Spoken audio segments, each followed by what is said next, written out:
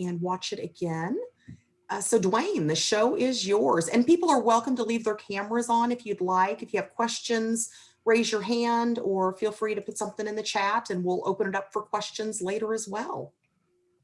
Well, thank you very much, Shonda. And good afternoon or evening, wherever you happen to be in the world. I'm Dwain Celistan, and I'm a retained executive recruiter with DHR International. We're a top 5 global executive search firm. And in leading the global diversity practice, about 70% of my placements are diverse people. The way we define that is women globally and women and people of color in the US. I have a nice range of clients. Some of these are logos that you may recognize, like Yum Brands, Taco Bell, that kind of thing, First Student, your school buses. So a range of clients across different industries. And so some of the things I share with you are learnings from those varied customers and clients. Prior to being a search executive, I was in industry for quite some time, and the teams that I led were probably responsible for about 100 million in incremental revenue. And these were largely in marketing and sales capacities. I've done some coaching of some senior executives. I've published a number of books, quite a few articles, and became a proud member of Delta Sigma Pi at Loyola University in New Orleans. Now, enough about me and a little bit about you. So first and foremost, I want to get a sense of where you are in your career journey. So a quick polling question is, are you an active student, early career, or a little bit more experienced? And it looks as though it's going to be a more early career, but a little bit of everything. Good. Good. Thank you very much. So I'll make sure that this applies regardless of where you are in your career. All right.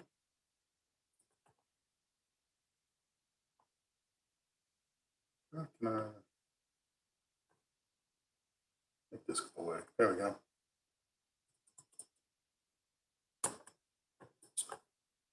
Let's see. Dwayne, I don't know if you're sharing that or I am. Sorry.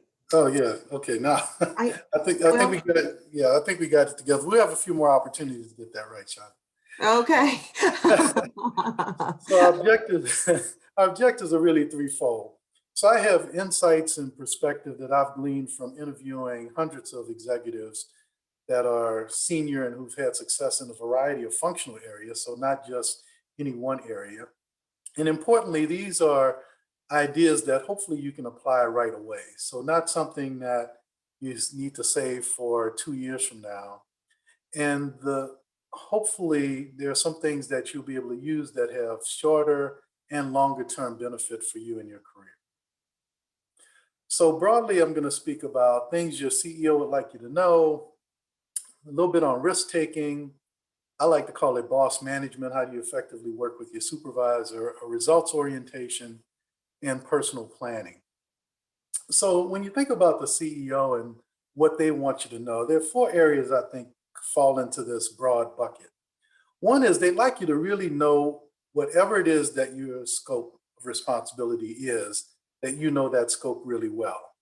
You know, if you're managing one customer, supporting one group of people, no matter what your role is, they really want, whether you're in a group of 5 or 50,000 employees, they want each employee to know their scope really well, to be able to say, I can count on you to do what needs to be done in your area of responsibility. That's first and foremost. But secondly, if you think about having one client supporting one group, supporting one customer, one territory, there are others in your organization who may have a similar job, who may have maybe a slightly larger scope, who may have that same role in another state, another country. So you may encounter a situation that says, hey, here's my approach to that situation, but let me ask some others about how they might approach that particular challenge or opportunity. And so you can enhance your ability to deliver by asking others for input. It could be obviously your immediate supervisor, but many times there are other colleagues that can be beneficial. And you don't necessarily have to take their idea. It's using that idea to maybe make your idea a little bit better. Another thing that they'd like you to know is the strategy. Well, here's how we do the work today, but how might we do the work in the future? How might we do this work 2 years from now, 4 years from now, or even next year? Can we make it more digital? Can we do it in a way that shortens the amount of time to complete this piece of work? Can we do it in a more cost-effective manner? So that's more what I would broadly call a strategic approach. But most important, strategy is fun. And many of us get distracted by strategy. But I want to share with you that execution each strategy for breakfast, lunch, and dinner. It's getting it done. It's implementing with excellence. It's implementing and executing flawlessly with passion that really sets you apart from others. How do you get the work done? How do I take the scope of responsibilities I have and do them exceptionally well every day? That is the value that experienced leaders put a high value on. I'll give you a quick example. So Pablo, couple of examples are part of my own career history, but I think they dramatize to make the point. Pablo worked for our company for a number of years. He was a district business manager, which means in that role, he had a state, he had a number of clients, customers, and he had people who reported directly to him. For whatever reason, he had a bad review with my predecessor, and his mind wasn't in it, and he was thinking about leaving the company. What I did was I said, Pablo, we have a clean slate. I'm the new leader now. You report to me. I think you can do this job well. Your career history is fantastic. So let's give it another shot. So what Pablo did was he doubled down on doing a great job. He did everything that I asked him to do, everything he knew to do. Some of the things weren't what I asked him to do. He just knew what his scope was. He tapped into some other resources, but he executed incredibly well. In that year, he won District Manager of the Year, District Business Manager of the Year, one of 40. So he went from being in the bottom of the peer group to one of the top. There were maybe 2 of the 40 that got this recognition. By getting that recognition, within 2 years, he was promoted to Area Vice President, of which there are only 6 of those. So he went from at the bottom of 40 to the top of 40, and then shortly thereafter promoted to the Vice President's role. So I can't underestimate or understate how important it is to execute with excellence. I want to move to the next topic, which is risk-taking. And risk-taking is inherent in being a person in business. So I'd like to introduce poll number 2. As you think about the next 12 months, do you plan to take a big risk? Yes or no? So this is, are you planning a big risk in 2021?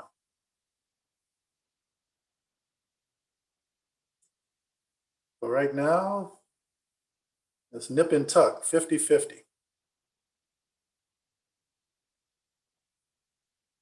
Okay, slightly more risk takers. Well, good. Shonda, let's see if we can get it this time. There we go.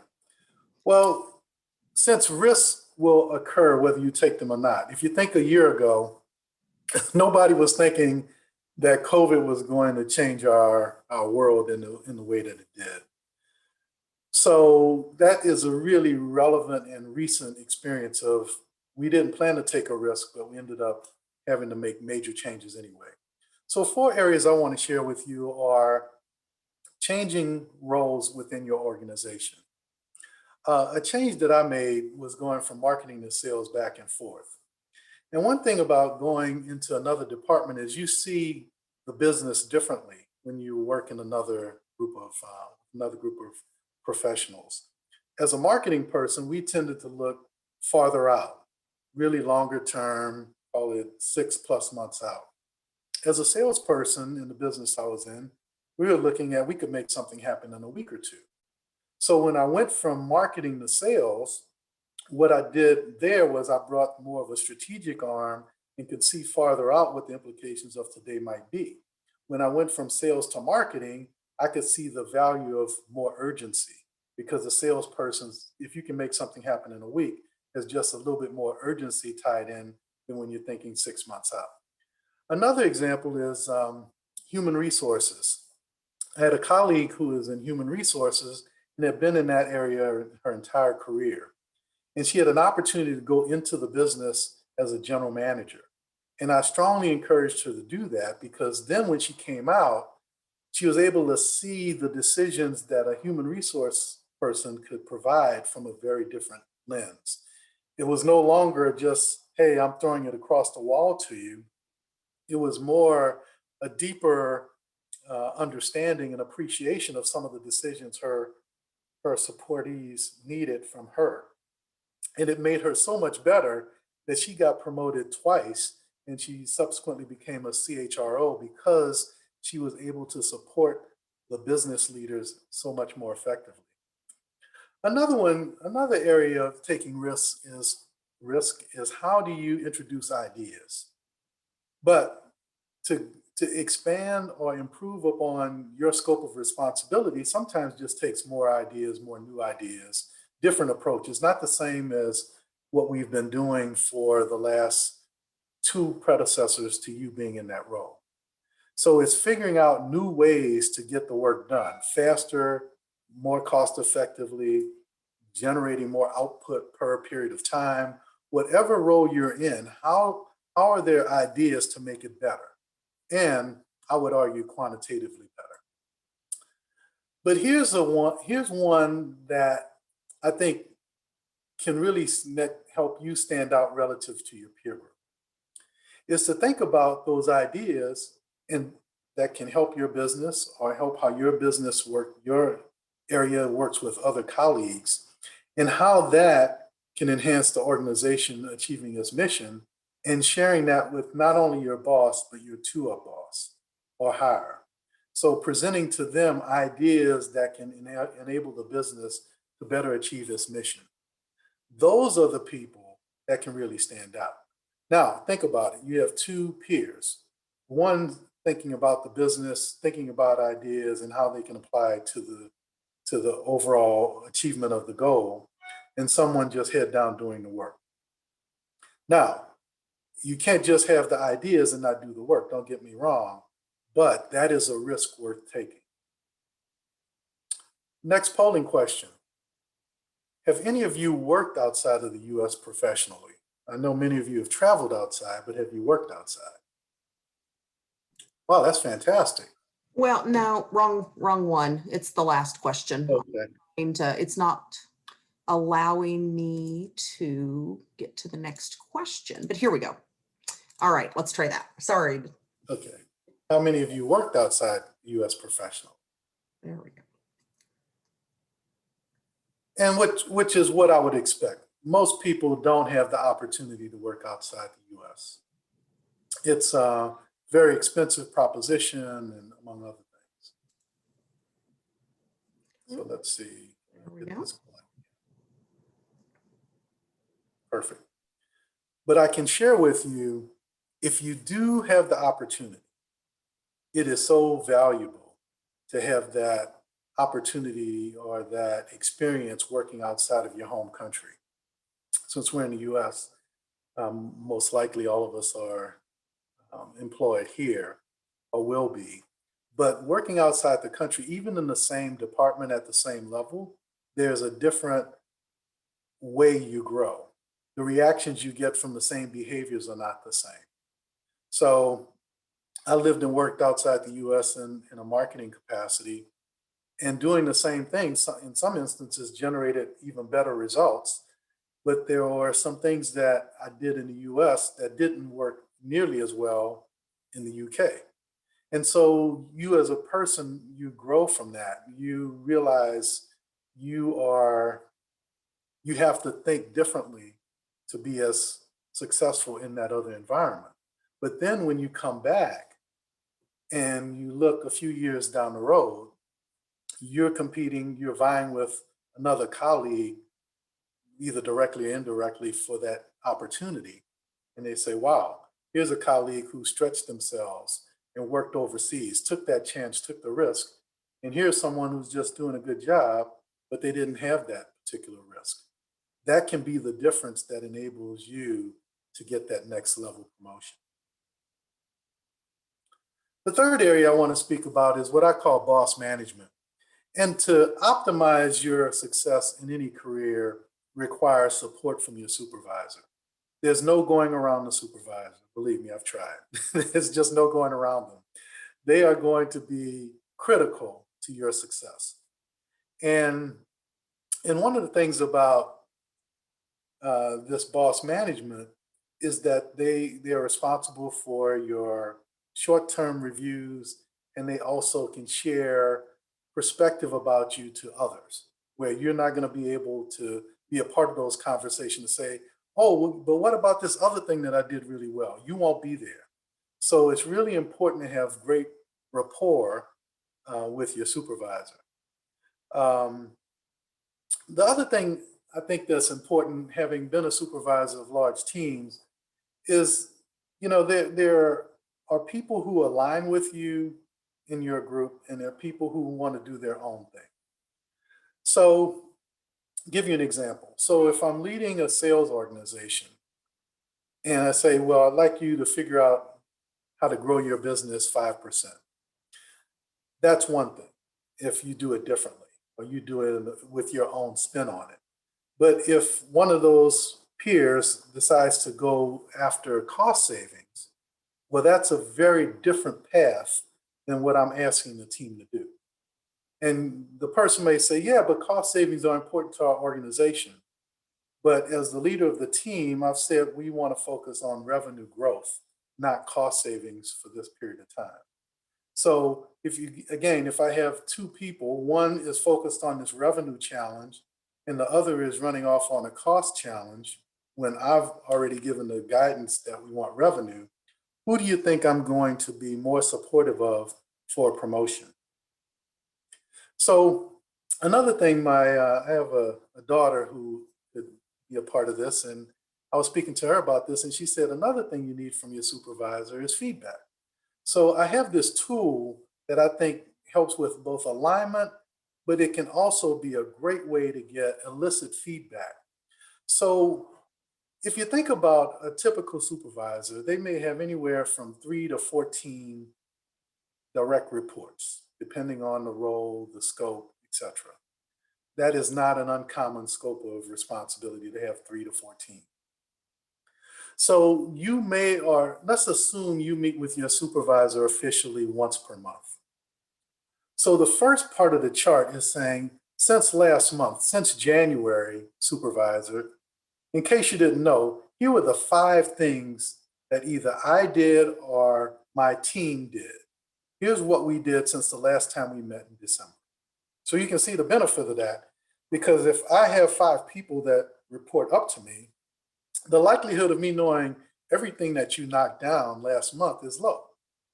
It's not my job to know all 5 times 25, the 25 things all of you worked on. That doesn't make sense.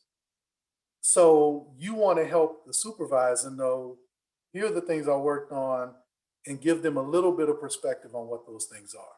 But usually what can fit on that line is all they really need to know, because again, they are your supervisor. But here's where the money is. Here is where all the money is, the planned activities.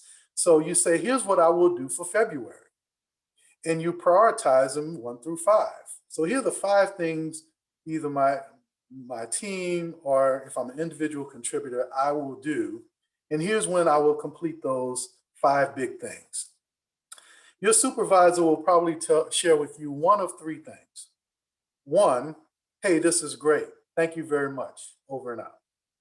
2, oh my gosh, you're missing thing A that is really important to me that's not on your list at all. Or 3, I like your 5 things, but thing 3 is more important and I'd like you to complete that more quickly. So guess what? You walk out of that meeting completely aligned with your supervisor. Completely aligned. Because now the supervisor knows what you plan to do and when you plan to accomplish it and what you did before. And if you have the right dialogue, you might be able to elicit some feedback on how did you think about the things that I did last month? Those are individual conversations, but the goal is to use that to get them to give you a little bit of perspective on last month's behavior, last month's outcomes. Was it fast enough? Did it meet your needs? You want to use questions like that to have them give you feedback, because as you know, once you get in the world of work, some supervisors are very good at feedback and some not so much. No matter where they are on this continuum, it's still the ball's in your court to understand where you stand relative to your supervisor's perspective on your performance. This is a tool to help you get that. And if you do this once a month, let's stick with that. At the end of a quarter, you can have a chance to maybe get a broader feedback, or end of 6 months. And then when it's time to do your review, guess what? You have 12 pieces of paper that say, here are the things that I did over the past year. So you don't get into a discussion of, oh, I didn't know you did that, or I thought you did the other, because you will have discussed it along the way. Any thoughts, questions? Because I think this is, of all the things I'm sharing with you, this is something that I found to be the most powerful tool in the working with your supervisor arsenal. Any thoughts, questions on this, pretty simple, clear, powerful chart? Ryan, looks like you have a question. Go ahead.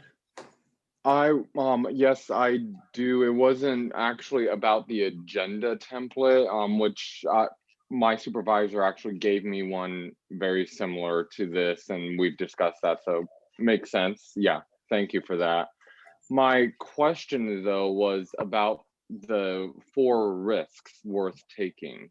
So the ones that I managed to get down were changing roles within an organization and allowing your experiences to broaden with that, introducing new ideas, and working in another country.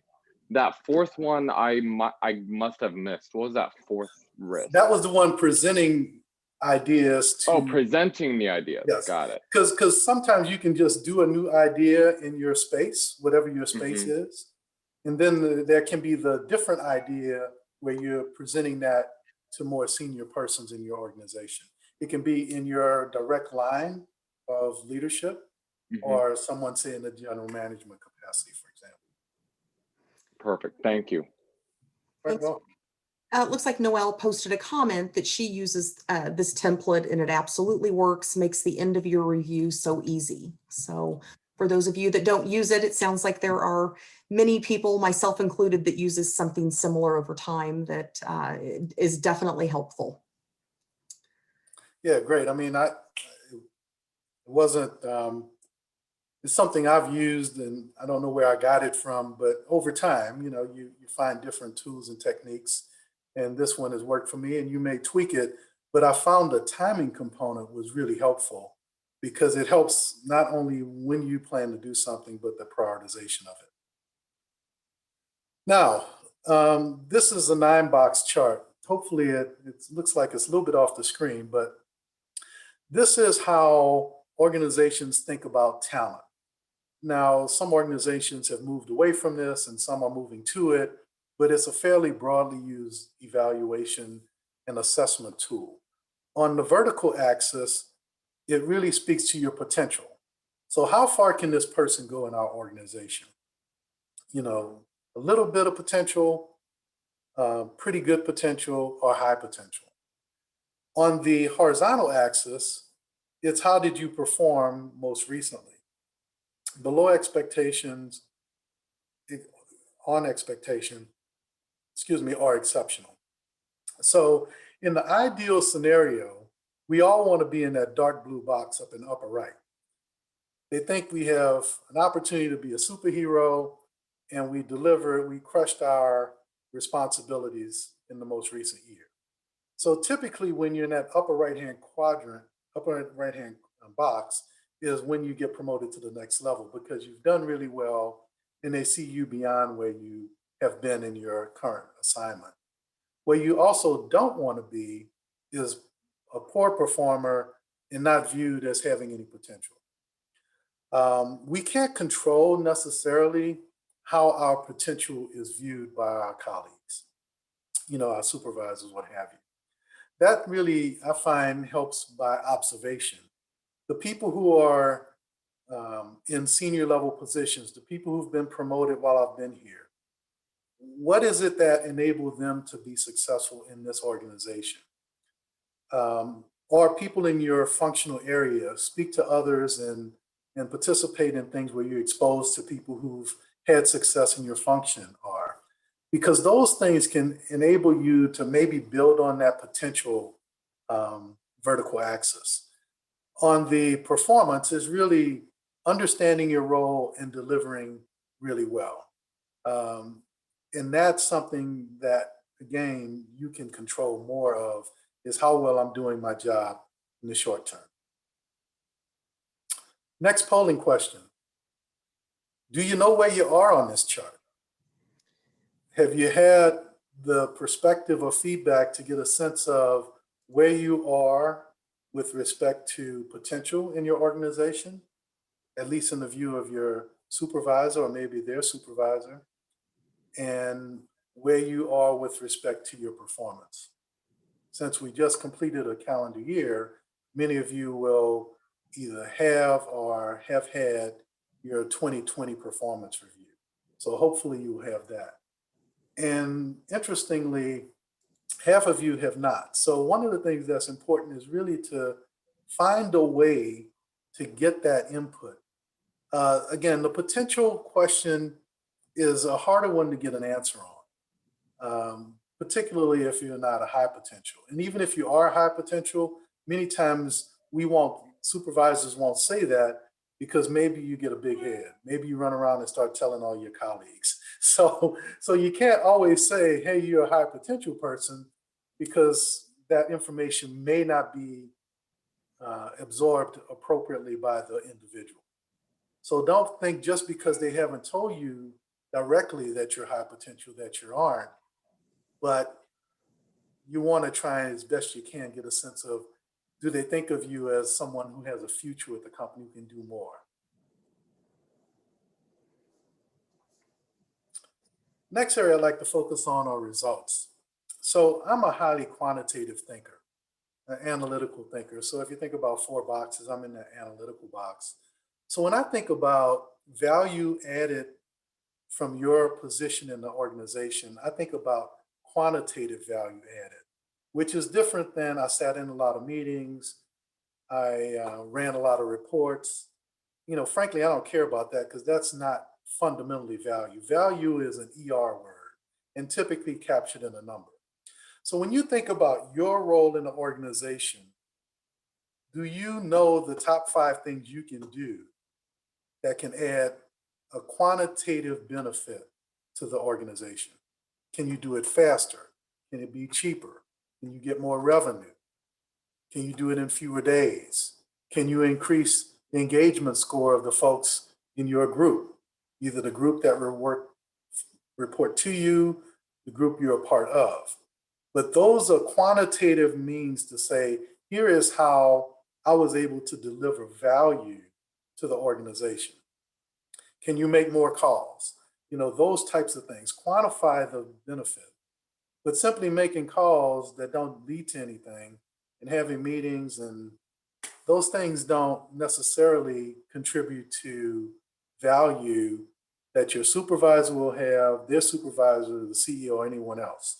So you want to make sure you understand what is value add from your box in the org chart versus activity. Because activity, when I interview people, and I interview people all the time, activity gets no marks in my book. Like, you're not helping yourself relative to other candidates with activities. I want to hear how you added value, no matter what your role is. If you're a lawyer, how did you add value to their supply chain? What did you do? Did you save some costs? Did you reduce the number of carriers? What did you do to help add value? give you a quick example, very brief. In one role, there was a focus on number of calls to customers. But one of the things they did was they treated every customer equally. So we had 3 really large customers and an assortment of medium customers and a large number of small customers. So they were saying a customer is a customer. Well, they had been doing that for years and the business had been going down. One of the things I had us do was move to, no, we're going to spend the time consistent with the percentage of business those customers represent. So our 3 largest customers suddenly got 65% of our time. So if you're spending 65% with the big guys, well, then you're uncovering more opportunities, you help solving their issues, whatever they may have been, you're bringing new ideas, you're spending more time in their business, and guess what? You're spinning the wheel where it matters. In 1 year, we grew the business that hadn't grown in years. We picked up all the lost business because we were spending our time where it mattered. And then we figured out ways to be efficient with the smaller guys.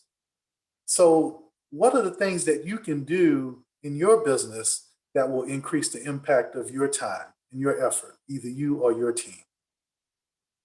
That's the challenge for you. What are those things that will allow you to add more impact, more value? Because this clearly was the same number of calls, just to different people. Dwain, we have a couple of questions. Oh, sure. Absolutely. Yeah. Do you have any good ways of asking your manager where you fall on the 9 box? Well, on the performance, that's somewhat of your feedback. Again, let's say in the least common denominator, you get feedback once a year, which is not unusual. It's not best, but it does happen for most people most of the time. Your supervisor does not provide that feedback loop that we all would desire to have. I think the awareness of more feedback is greater now than it's ever been, but there's still a whole host of managers that are not providing feedback or quality feedback. But that once a year, you at least get a sense of how you're viewed from an executional standpoint. Excuse me. On the potential standpoint, I think one question you want to ask, call it maybe once a quarter, once every 6 months, is what kinds of things do you think I should do or focus on to enable me to get promoted or to advance? Some question like that, where it's a little broader, and you might want to give them lead time. So you don't necessarily ask them on the spot where they can't think about it and frame it. You may say, hey, next time we get together, I'd love to get some sense of what I need to do to have opportunities beyond my current role. And that way you give them a chance to really think about it and give you an appropriately measured response. And maybe even one where they need to do a little homework. Because again, depending on how your organization is structured and you're in the role of your supervisor, they might not have visibility to other roles that might be appropriate for you in your career. So they may have to do a little homework to say, well, in our piece of the world, there's nowhere to go, but we're part of a larger entity, and there are several other roles in headquarters or in the field or in another state, for example, or in another division. So there's no set question. It's more trying to create the dialogue, even for those people, because obviously for those who have very communicative supervisors, it's easier. I'm thinking more where it's a little more challenging, where they're a little closer to the vest and they don't tend to share as much. You want to kind of spur them on and give them a little room and express interest and excitement in the organization. Say, I'm loving it here. I'm having a blast. I'd love to do more. Love to learn what are some possibilities. Because while you can have that conversation with human resources, your supervisor is the person that is going to make that happen or not, much more so than human resources will. Great. She thanks you. She thinks that's a great approach. Another question also, do quantitative outcomes serve as a benefit for your boss specifically or more towards a team effort?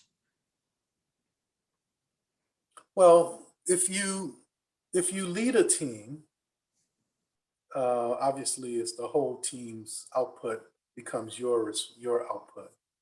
But all of us are individual contributors at some point. And so, and you may roll up to a bigger team. So I think as best you can, you want to be linked to the quantitative output. You want your performance, whether you lead a team of 2, 5, however many people, or you're an individual contributor, but you want that quantitative piece linked to you. And think about in this right calls thing, I was able to demonstrate to my supervisor that here's what we were doing, here's what we are doing, and here's the impact. Now, as it turned out, I didn't get promoted from this.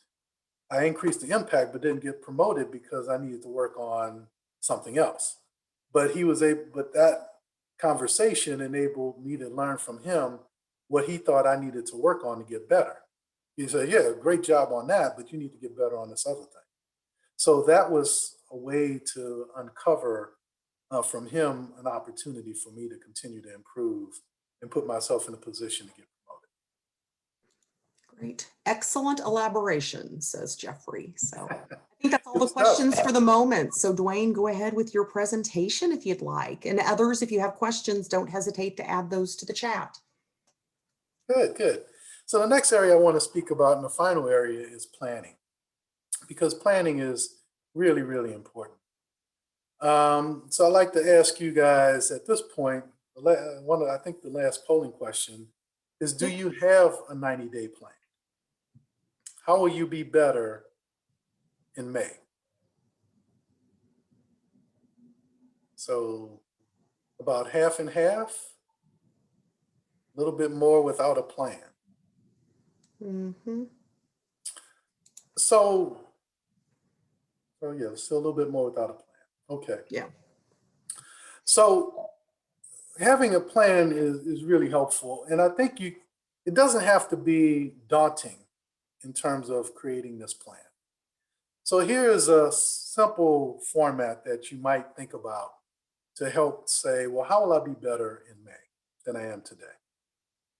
So one part is on a technical job function. Maybe there's something you need to learn. Do I need to get better at Excel or whatever software happens to be linked to your area of responsibility? Do I need to be better at using a company website or some such thing? But then what specifically are you going to be better at, and what will that look like? So this is for you to yourself, right? So you can share it with someone else, like your supervisor, or you can just use it as your own tool. So that's up to you as to how you use it, but it's more, I need to work on this over the course of these next 90 days or I won't get to my end result. Similarly, cultural. Sometimes there's relationships with another department, with another employee, maybe with a tough customer. So, or you have these team meetings that don't go anywhere. You just talk, and there's no action, there's no advancement of the initiative. So it could be any number of things, but boil that down to a specific need, and then where will it be afterward? So just a brief example, I had this incredibly large and challenging client company that I worked with, and they were really large, and I couldn't hit my numbers if they weren't better. And our relationship was terrible with them and our overall company. And so what I did was made a list of all these things that we needed to align around, and where were we on this alignment. So this was more for myself. And then I shared it internally, say, here are all these areas where we need to get better with this large, important customer. And then some of them I own, some other people own, other people on the team, what have you. But then we said, by this period of time, we need to make meaningful improvements on these various areas. Some were technical, some were cultural, but you can see how we identified these areas for improvement, put an action plan in place, had some measures on it, but they were all internal. We didn't share this with the client, only that I shared with them was that we want to get a better working relationship with you, and we're going to work hard towards that. Now, in some instances, you can share it because maybe it's with another department. Say Department B, we seem to not be working as well together as we like. Here's some thoughts of how we could work better. And they have some thoughts, say, good, let's work toward that. Let's see where we're on 90 days. So there are a lot of ways you can use this approach. But as you can see, it doesn't have to be hyper complicated. And it's easy for you to use as a simple tool. And personal development, whatever that might mean for you personally. For me, I had an issue with listening skills. Well, I had to really work at it. You know, when I coach executives, I have them only work on maybe a couple of things, that two at most three things, because it's not gonna work if there's this laundry list. So you take maybe one or two things. Listening to others, could be doing, practicing your presentations a little bit more before you deliver them, reviewing your emails before you send them. It could be any number of things, but you know where you need to improve, or you've heard feedback from your supervisor of where you need to improve. So, in summary, there are several ways where you can boost your productivity to be that employee that moves to the next level. Think about your output that the CEO would want. Think about this. Everything you do, assume the CEO is the recipient of your work. Would it be the same as if it's just the colleague that's next in line to receive your work? If you apply that approach, that my CEO will see all of my output, I think your output improves just a little bit. Think about risks that you might employ, not necessarily in Q1 or Q2, but as you think about this year, what are some risks that are reasonable for you to take for 2022? And then put some plans around those. Think about results versus activity, because activity is not what we get paid for. We get paid for results. People who deliver results get promoted. And people who are aligned with their supervisors do much better than those that quietly do what they do and don't tell their supervisor, oh, I'm working on this thing, but I never told you. I remember my one job I had, in my final review, they said I got kind of average ratings. And the ratings I got were on things that I was working on. I said, yeah, but I was working on this thing. And look at this. And I was working. He said, well, you didn't tell me. So how was I supposed to know? I mean, yeah, that's actually good work, but I didn't know. So I'm still staying with my scoring because I didn't know you were working on these other things. So communication is a two-way street. Thus that chart, sharing with your supervisor the good work you're doing, making sure they are familiar with your output. And then lastly, employ a 90-day plan, because we can all continue to get better. And use that and keep it visible where you're working on these things that will enable you to be a better employee 90 days from now. When you think about 4 of those, when you think about January of 22, if you've done this 4 times, how much better an employee you'll be, and how much better you'll be prepared for the next thing than the version of you who did none of those things. Think about that version of me who's consistently improved every 90 days versus the version of me who said, well, I'm good enough right now and I'm just going to stay working hard. That 90-day plan version will be significantly better. Hey, thank you very much for your listening, and any thoughts, questions? You had some great questions along the way, but certainly love to spend a little more time on any other thoughts or questions you have. Other questions? Go ahead and turn your camera on, your mic if you'd like, or pop it into the Q&A chat area. But Dwain, thank you. My goodness, lots of fantastic information again. I'm so thrilled that we were able to re-engage with you last fall, and you've been with us on a number of topics and sessions the last few months. You're going to get tired of us soon because I'm going to keep calling. Not at all, not at all. Hopefully a couple of thoughts will resonate with some of the persons who attended. Yeah, someone did mention, let me scroll back up, that their team uses the 90-day SMART goal plan and constantly reviewing the goals, and it's a very effective tool. So, Yeah, I've read a book. I mean, I've used that tool for a number of years, but Google was really big into that tool early in their development, and Intel had used it as well. So it's a fairly proven tool to help continue to move and advance projects. And that project is always you as an individual performer, but it's a well honed tool. I think they had some name around it, but a similar version. great. Well, any other questions, or did Dwayne do such a great job? Everyone has what they need. Donna says, this was awesome feedback. It was very real and down to earth. Thank you, Dwayne. Thank you. Fantastic. And Dwayne, I don't know if I caught it at the end, did you share your contact info if somebody does have a question? Is that Uh, you're I did able not. to do? Maybe I should put it in the chat. So Yeah, if you're able to do that, and that way folks can capture it in case they have that burning question they think of at 30 seconds after we disconnect this Zoom. yes, I just put my email address in. Perfect. Great. Good stuff. Well, thank you very much for having me. And again, hope you got one or two thoughts that would be useful as you continue to increase your impact and get some additional promotions.